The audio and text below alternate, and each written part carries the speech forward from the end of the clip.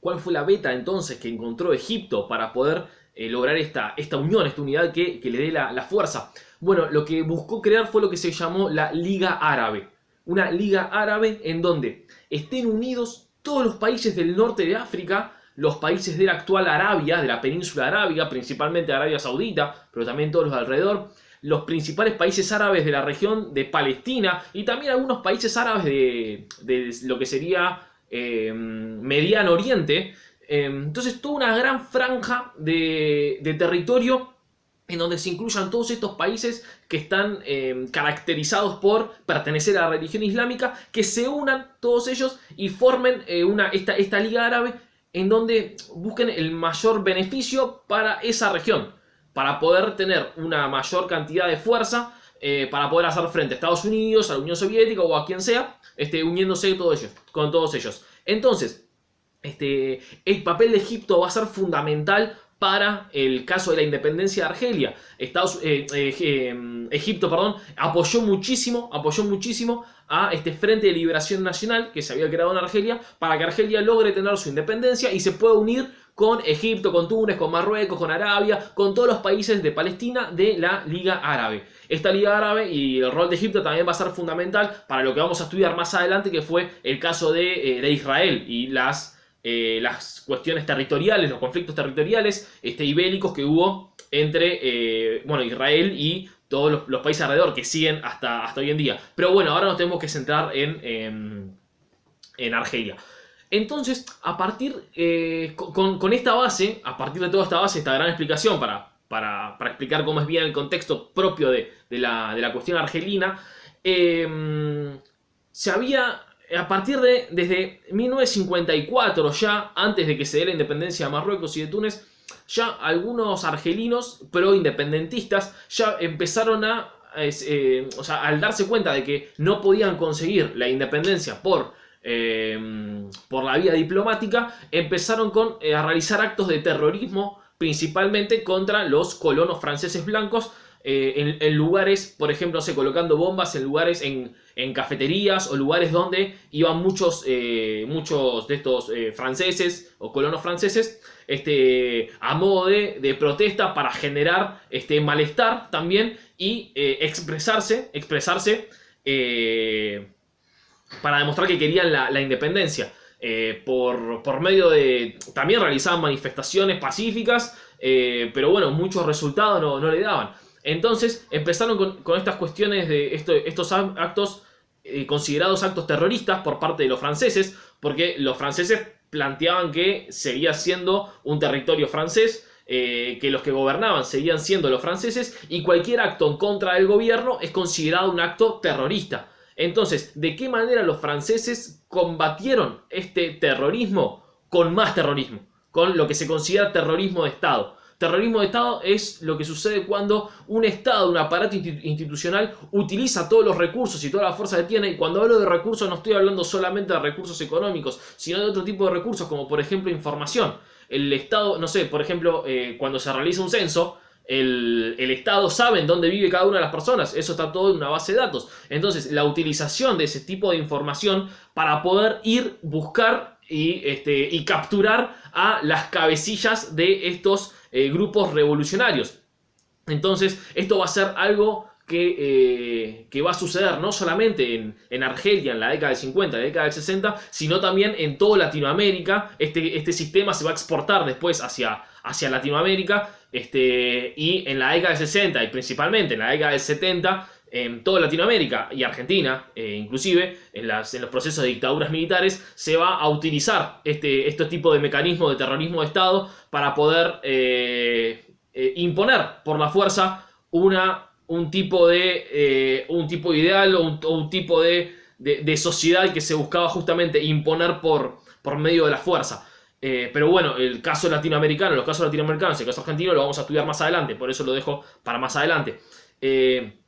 Entonces, a partir del 55 y sobre todo del 56, cuando se da la independencia de Túnez y de Marruecos, se consolida el Frente de Liberación Nacional, se hace más fuerte. ¿Qué significa esto? Que ya es un grupo referente para poder luchar por la independencia. Entonces se empieza a buscar la independencia por la vía revolucionaria, por la vía armada. Entonces se empiezan a concretar, a crear una serie de células por parte del ejército, se empieza a crear un estado paralelo, el Frente de Liberación Nacional crea su propio estado, con su propio aparato burocrático, con su propia forma de recaudar impuestos, se empieza a distribuir por todos lados, y empiezan a atacar ya no solamente a cuestiones civiles, sembrando el terror, sino también a todos los paracaidistas franceses que empiezan a llegar en búsqueda de imponer el orden y mantener esa colonia. Hasta el año 58, del año 56 al año 58, se puede dividir en dos grandes sectores. Los franceses, la totalidad de los franceses, tanto los franceses del continente europeo como los colonos argelinos, que buscaban que Argelia siga siendo una parte de Francia. Y por otro lado, los argelinos que buscaban su independencia. También había ciertos argelinos que luchaban a favor de los franceses y que querían que Argelia siga siendo parte de Francia, pero eran una minoría bastante reducida. En el 58 esto cambia radicalmente. Cambia radicalmente porque llega al gobierno de Francia Charles de Gaulle, así se dice. De Gaulle fue el héroe de Francia en la Segunda Guerra Mundial. Él había combatido en la Primera Guerra Mundial, en la Segunda Guerra Mundial también había combatido. De hecho, fue uno de los pocos que buscó hacer un contraataque a Guderian cuando avanzaron los nazis por el territorio de Bélgica, del norte de Francia, con una maquinaria de guerra y una forma de hacer la guerra que nunca antes se había no solamente visto, sino ni siquiera imaginado.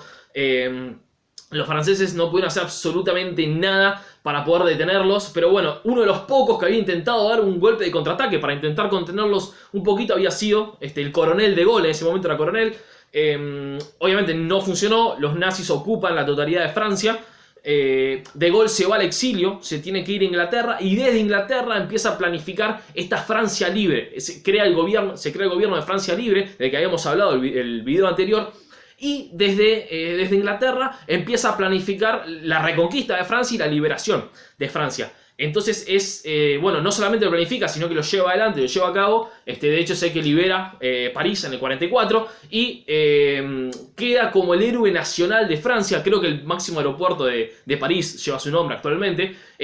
Quedó como el héroe de la Francia libre en la Segunda Guerra Mundial. Entonces, Francia, recuerden cómo era el contexto de Francia en este momento. Estaba teniendo un proceso de reconstrucción económica gracias al Plan Marshall.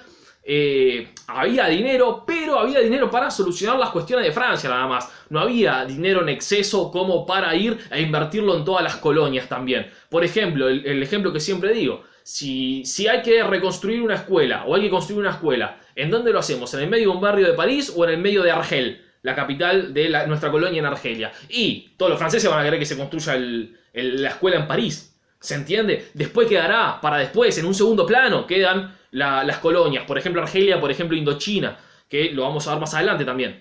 Entonces, bueno, todo el esfuerzo económico del gobierno francés y del pueblo francés estaba enfocado en el territorio de Francia, el territorio continental, no en las colonias. Entonces, el pueblo francés principalmente también estaba en contra de intentar mantener a estas colonias por medio de la fuerza. Se crea en el 58, no solamente llega el gobierno de Gaulle, sino que se crea la Quinta República Francesa, que es la república que se mantiene hasta hoy en día. Se modifica la constitución nuevamente.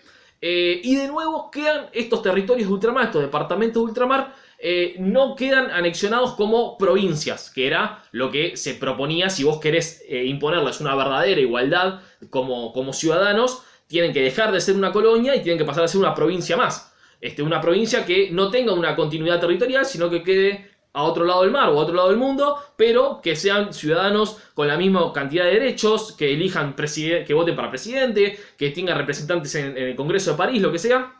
O sea, una plena igualdad. Se vota que los territorios de ultramar no van a tener una plena igualdad. Entonces De Gaulle en este momento hace un referéndum. Eso lo hace más adelante, creo que el referéndum es en el 60 o en el 61. Hace un referéndum en Francia preguntándole a los franceses: che, muchachos, ¿qué quieren? ¿Quieren que Argelia siga siendo? O sea, que se mantenga la guerra en Argelia, que nosotros sigamos llevando ejército, sigamos llevando personas para mantener Argelia como territorio nuestro para defender las posesiones de los colonos franceses en Argelia, y que se siga esta guerra en contra de los argelinos, o quieren la independencia de Argelia. Se hace el referéndum y en Francia el 70% de los franceses votan a favor de la independencia de Argelia. O sea, los propios franceses dicen, no, basta de guerra, no podemos no podemos dominar a un pueblo, cuando dijimos que le íbamos a dar la libertad, dominarlo por la fuerza. Si ellos quieren seguir siendo colonia es otra cosa, pero si ellos están demostrando que no quieren seguir siendo una colonia, entonces hay que actuar de otra manera. Y acá se genera una ruptura. En donde los argelinos, obviamente, siguen luchando a favor de su independencia. Los franceses de Francia, los franceses del continente, la gran mayoría, ¿no? Obviamente siempre hay excepciones, pero la gran mayoría de los franceses del continente francés también estaban a favor de la independencia de Argelia y que no se siga derramando sangre.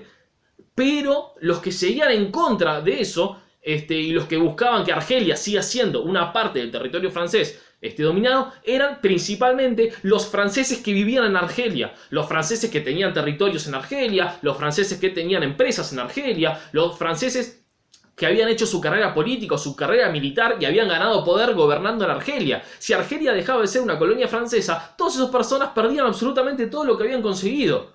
¿Se entiende? Entonces esas personas, los franceses que vivían en Argelia querían seguir luchando para que Argelia siga siendo una colonia francesa, así no perdían sus propios beneficios. Entonces la guerra continuó. La guerra, es más, cada vez aumentaba, cada vez mayor cantidad de actos, cada vez mayor cantidad de violencia en las calles, cada vez mayor cantidad de violencia de los grupos guerrilleros contra el ejército francés o contra los civiles franceses, cada vez mayor cantidad de violencia. Los civiles franceses se armaban por sí mismos y sin ninguna orden del ejército iban y disparaban o mataban a civiles musulmanes en Argelia, cada vez mayor cantidad de actos de terrorismo de Estado con confiscaciones de bienes, con torturas para poder sacar información y un montón de otras atrocidades.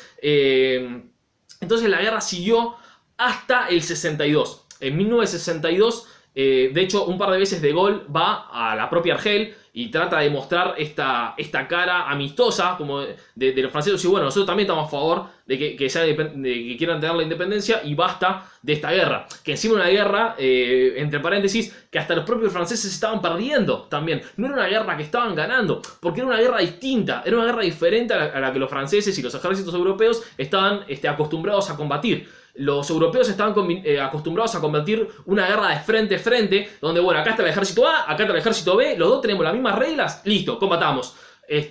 Una guerra de guerrillas es totalmente diferente. En la guerra de guerrillas, los guerrilleros durante el día son civiles normales que están caminando entre la gente, y durante la noche se plantea que, bueno, se ponen ¿cómo es? Los velos para taparse, dejan el pico o dejan la pala, agarran el arma y van a combatir. Y al otro día a la mañana vos estás mezclado entre todos los civiles, y ¿cómo haces para saber cuál es esa persona que la noche anterior agarró el arma y ahora no?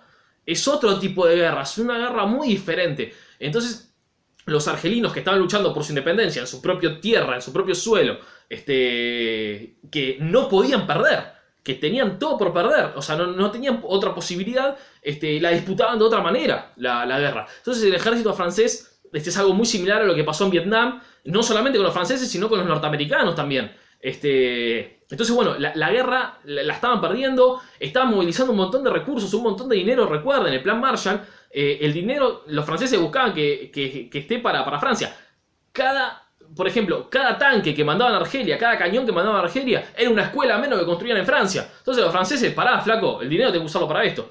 Entonces, en base a esto, se hace un pacto, el tratado del acuerdo de Evian, en donde se plantea, De Gaulle plantea con los argelinos, dice, perfecto, nosotros vamos a pactar la independencia, pero a cambio tenés que dejar que todos los colonos y todos los franceses que están en Argelia vuelvan a Francia, libres. Que vuelvan, que no queden cautivos o que no queden en Argelia. Los que quieran volver, que puedan volver. Entonces se pacta eso, se vuelve en julio, se hace primero un referéndum a los argelinos, en marzo del 62, si quieren ser independientes o no. El referéndum da 99% de los argelinos votaron que sí, que querían la independencia. Entonces, en julio se da la independencia de Argelia, y todos los colonos franceses de a poquito van volviendo hacia el territorio francés.